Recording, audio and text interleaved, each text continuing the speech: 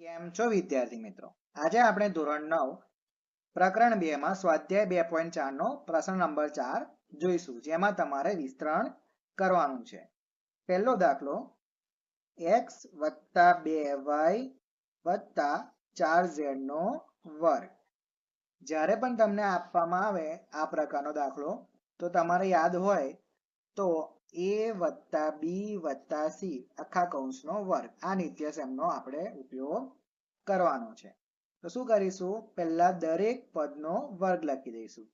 તો x નો વર્ગ + 2y નો વર્ગ + 4z નો વર્ગ. હવે વત્તા 2 ગુણ્યા પહેલું અને બીજું પદ એટલે x અને 2y વત્તા 2 ગુણ્યા બીજું અને ત્રીજું પદ એટલે 2y ગુણ્યા 4z વત્તા 2 ગુણ્યા છેલ્લું અને પહેલું પદ 4z ગુણ્યા x. હવે આગળ x નો વર્ગ વત્તા 2 નો વર્ગ 4 અને y વર્ગ વત્તા 4 નો વર્ગ 16 z નો વર્ગ વત્તા 2 દુના 4xy વત્તા 2 દુ 4 ને 4 ચોક 16 16yz વત્તા 4 દુ 8 zx. આ તમારો જવાબ આવી ગયો. બીજો દાખલો 2x - y + z નો વર્ગ. તો શું કરીશું? પહેલા બધા જ પદનો આપણે વર્ગ લઈ લઈશું. તો 2x નો વર્ગ વત્તા -y નો વર્ગ વત્તા z નો વર્ગ. જ્યારે પણ તમને માઇનસ વેલ્યુ આપી હોય તો હંમેશા એને કૌંસમાં લખી દેવાનું, જેથી આપણને બધું ભેગું ના થઈ જાય. વત્તા 2 બીજા કૌંસમાં શું આવશે? તો પહેલું અને બીજું પદ એટલે 2x - y વત્તા 2 ગુણ્યા બીજું અને ત્રીજું પદ વત્તા 2 ગુણ્યા છેલ્લું અને પહેલું પદ. ચલો ક્લિયર? હવે આગળ જોઈએ. 2 નો વર્ગ 4 x નો વર્ગ ઓછા y નો વર્ગ છે એટલે શું થઈ જશે? ધનમાં થઈ જશે y વર્ગ વત્તા z નો વર્ગ. હવે એક જ માઇનસ છે એટલે આપણે એક માઇનસ લઈ લઈએ આગળ. 2 દુ 4xy. અહીંયા પણ એવું જ થશે, માઇનસ આવી જશે બહાર એટલે 2yz વત્તા 2 દુ 4zx. આ તમારો જવાબ આવી ગયો.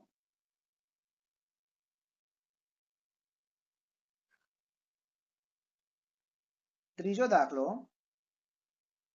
-2x + 3y + 2z નો વર્ગ. ચલો શું કરીશું? બધા પહેલા પદનો શું કરીશું? વર્ગ લઈ લઈશું.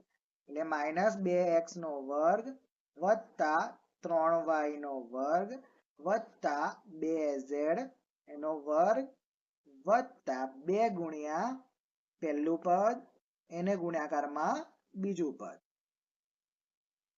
વત્તા 2 ગુણ્યા બીજું પદ એને ગુણાકારમાં ત્રીજું પદ વત્તા 2 ગુણાકારમાં ત્રીજું પદ એના ગુણાકારમાં પહેલું પદ. ચલો આગળ જોઈએ. -2 નો વર્ગ શું થશે? તો કે ધનમાં 4 અને x વર્ગ વત્તા 3 નો વર્ગ 9 y નો વર્ગ વત્તા 2 નો વર્ગ 4 z નો વર્ગ.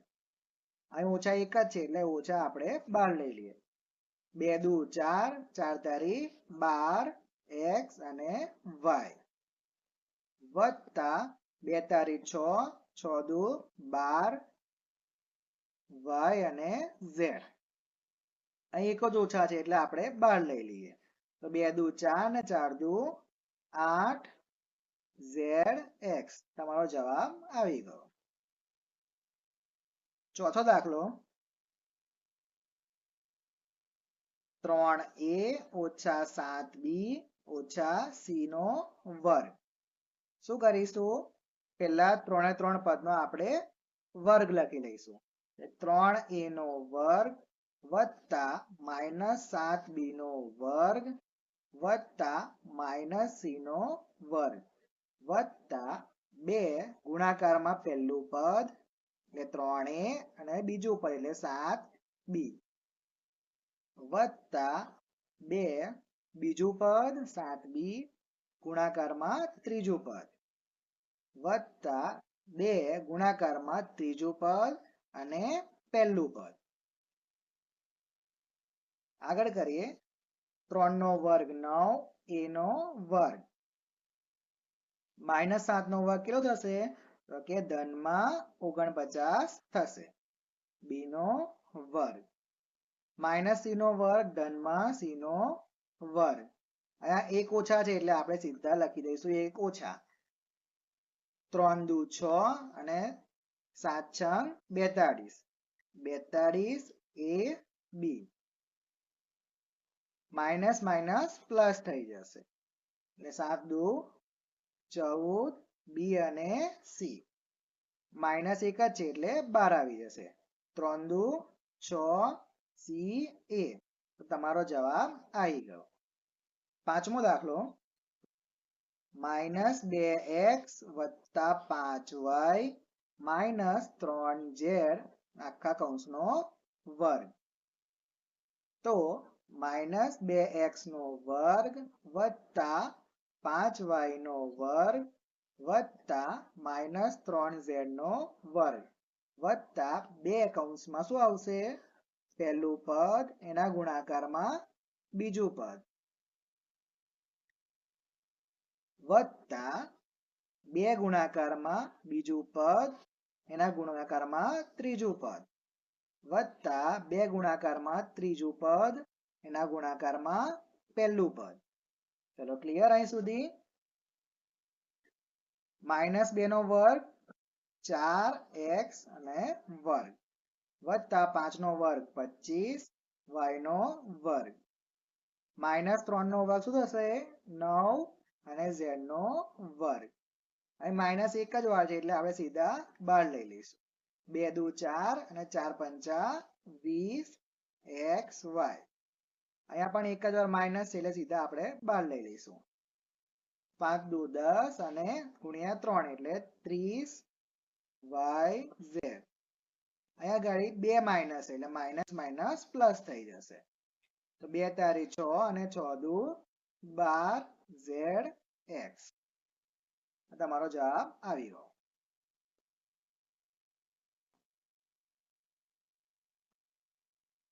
એકના છેદમાં 4a ઓછા એકના છેદમાં 2b વત્તા 1 આખા કૌંસનો વર્ગ. તો એની એ જ રીત રહેશે. ભલે ઉપર નીચે આપ્યું કે અપૂર્ણાંકમાં આપ્યું હોય આપણે એ નહીં જોવાનું.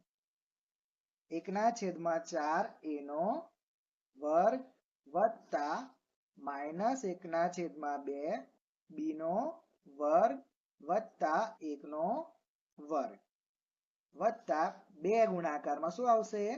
પહેલું પદ એટલે એકના છેદમાં 4 એને ગુણાકારમાં a અને બીજું પદ શું છે? માઇનસ એકના છેદમાં 2 એને ગુણાકારમાં b વત્તા 2 ગુણાકારમાં બીજું પદ એકના છેદમાં 2 એને ગુણાકારમાં b અને ત્રીજું પદ એટલે કે 1 વત્તા 2 ગુણાકારમાં ત્રીજું પદ અને પહેલું પદ એટલે એકના છેદમાં 4 ગુણાકારમાં a.